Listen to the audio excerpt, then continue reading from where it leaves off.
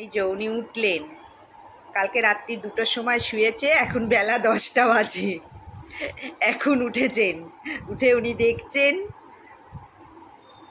আর বন্ধুরা, তোমরা সকলে কেমন আছো?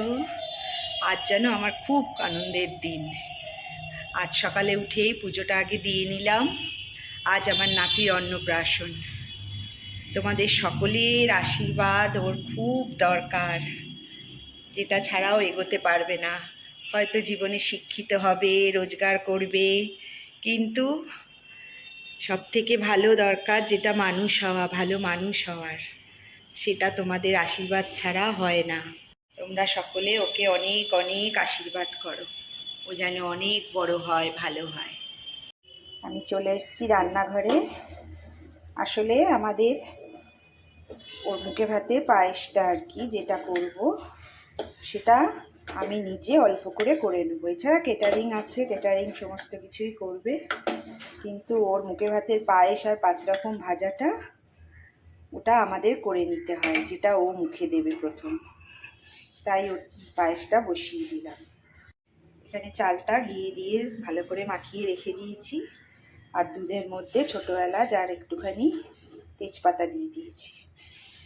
দুধটা ফুটে গেছে, চালটা দিয়ে দেবো। আমাদের মুখে ভাতে কোনো রকম অনুষ্ঠান মানে বৃদ্ধি বলো, কোনো রকম গায়ে হলুদ বা চুল কাটা কিছুই হয় না। সাজাবে গোজাবে, নিজেরা সাজবে, আনন্দ করবে, এইটুখানি।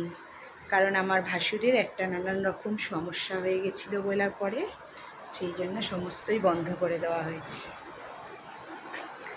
ঘরদোর একটু সাজিয়েছে, ওর মামার বাড়ি থেকে আসবে কয়েকজন। আমাদের ভুল্লার পায়েস রেডি হয়ে গেল।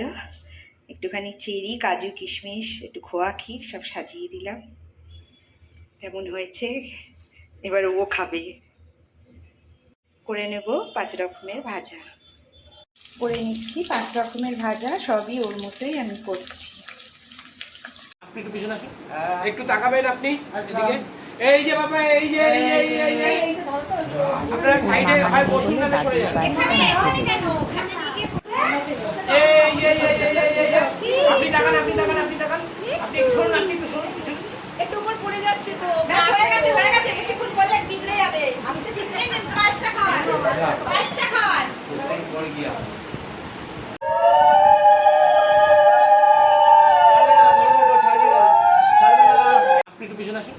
একটু তাকাবেন আপনি এদিকে।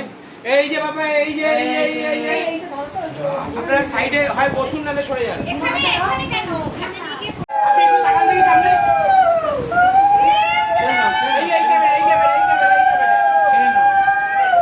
এই ক্যামেরা একটু তাকান।